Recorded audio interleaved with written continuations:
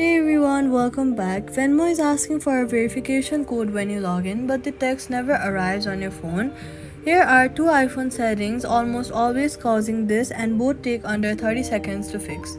First, swipe down from the top right corner of your iPhone to open the control center. If you see a focus mode or do not disturb icon that is lit up, tap on it to turn it off. Venmo sends login codes from automated short numbers, and focus mode silently blocks those texts. After turning that off, go to your settings and then go to phone.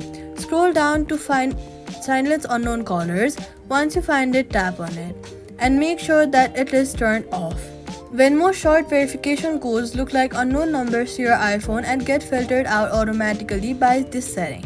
Now, go back to the Venmo's login screen and then tap Resend Code.